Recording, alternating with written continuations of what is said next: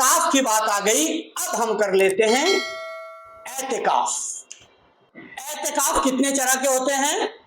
3 طرح کے، لیکن 4 طرح کے اعتکاف، ٹھیک ہے۔ اب اعتکاف سے بات کر لیتے ہیں، کیونکہ رمضان کا مہینہ چل رہا ہے، تو غریب نواز نے اعتکاف کے بارے میں کیا فرمایا۔ اعتکاف، پہلا اعتکاف جو ہے وہ ہے اعتکاف ناسوتی، جو تم مسجدوں میں بیٹھ کے کرتے ہو، ٹھیک ہے۔ یہ ابتدائی حالت ہے اور مادی دنیا کی معرفت سے منسلک ہوتا ہے۔ اعتکاف ناسوتی جو ہے یہ شروعات کی حالت ہوتی ہے، جب بندہ طریقت میں نہیں آتا ہے، کسی مرشد کے ہاتھ پہ بیعت نہیں ہوتا ہے، یہ شروعات کی حالت ہوتی ہے۔ اور یہ ورلی دنیا کی جو پہچان ہے، یعنی مادی دنیا کی جو معرفت ہے، ورلی لائف کی جو پہچان ہے، اس سے جڑا ہوا ہوتا ہے یہ اعتکاف، یعنی اعتکاف ظاہری جو مسجدوں میں ہوتا ہے، جسے علماء اور زاہدین، اس اعتکاف کو کون کرتے ہیں؟ اس اعتکاف کو علماء اور زاہدین کرتے ہیں۔ کون علماء اور زاہدین؟ جو مرشد کی مکمل تربیت نہیں پاتے، ٹھیک ہے۔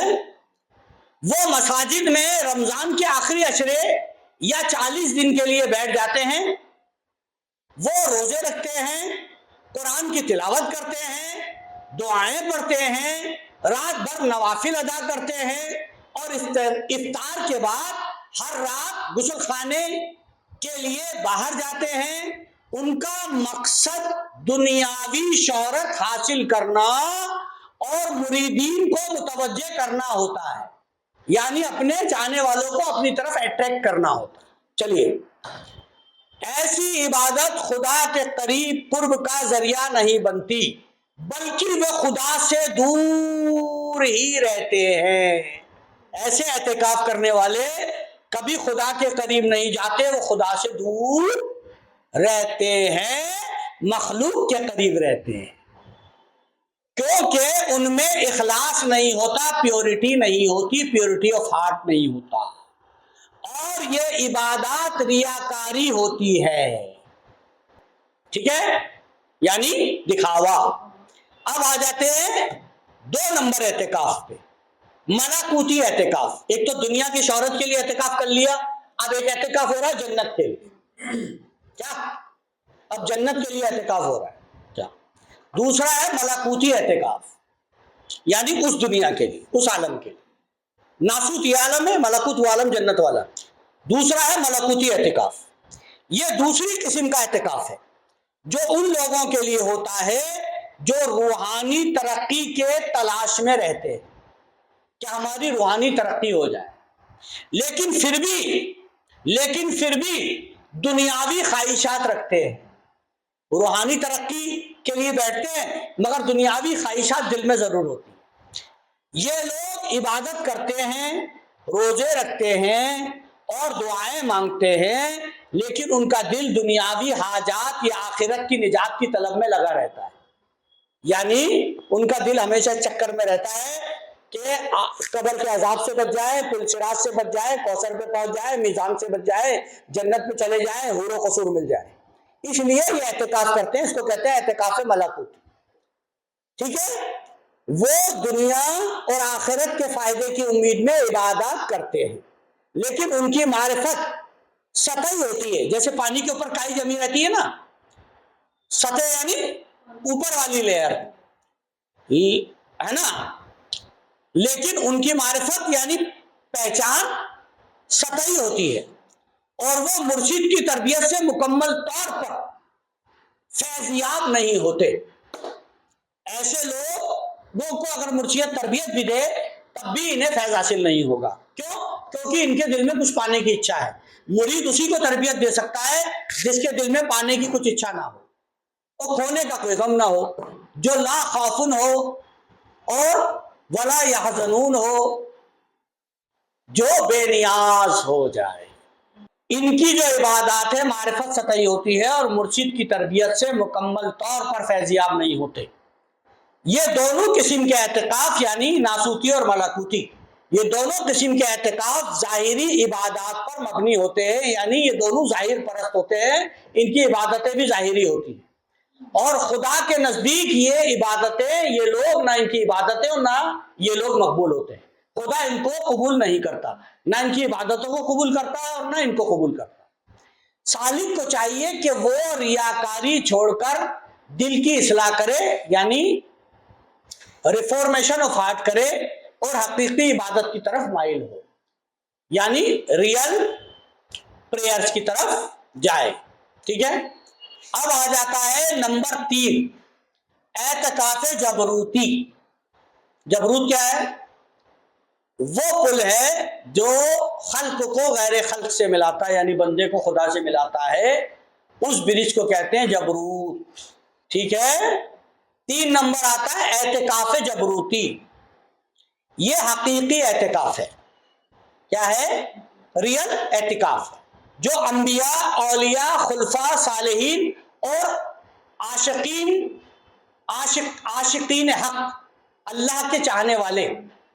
دا سیکلوجن آف جبروتی. First psychology was the psychology of ناسوتی، سیکنڈ دا سیکلوجن آف ملکوتی، and the third psychology is psychology of جبروتی. یہ حقیقی سیکلوجن اعتکاف ہے، یعنی دا ریئل سیکلوجن ہے، جو انبیاء یعنی میسنجرز، اولیاء یعنی سفیسینٹس، خلفاء یعنی سکسیسرز، صالحین یعنی اولیاء یا نیک بندے، اور عاشقین اللہ کے لیے خاص ہے، عاشقین خدا کے لیے خاص ہے.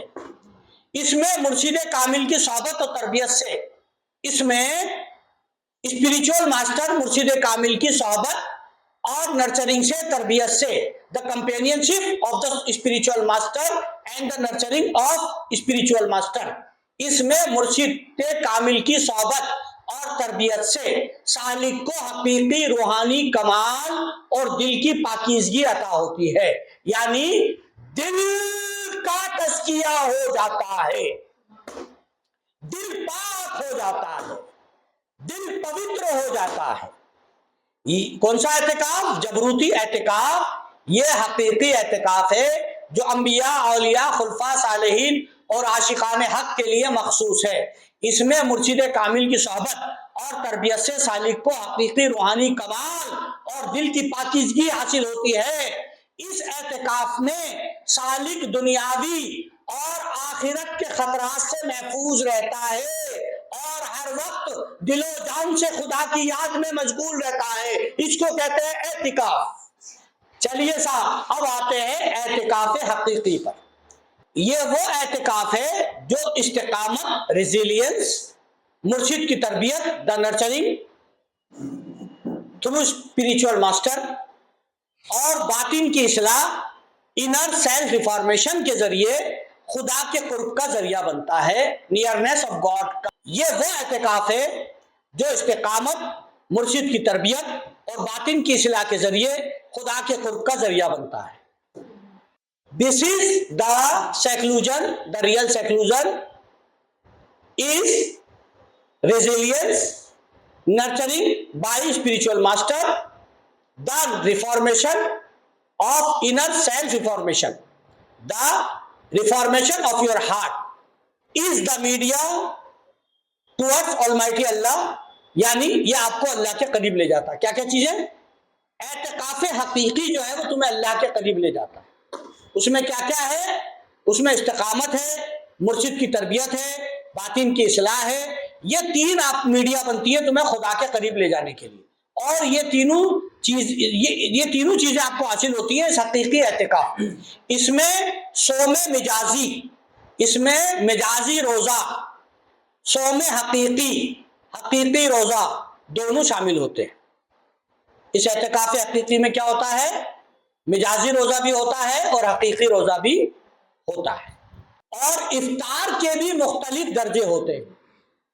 افطار جو ہوتی ہے، روزہ جو کھولتے ہیں، بریک جو کرتے ہیں، تو سالکین اس میں کیا ہوتا ہے؟ وہ بھی افطار کے بھی مختلف درجے ہوتے ہیں، یعنی اس میں افطار کے بھی ڈفرینٹ ٹائپ آف کیٹیگریز ہوتی ہیں افطار کی، ہے نا.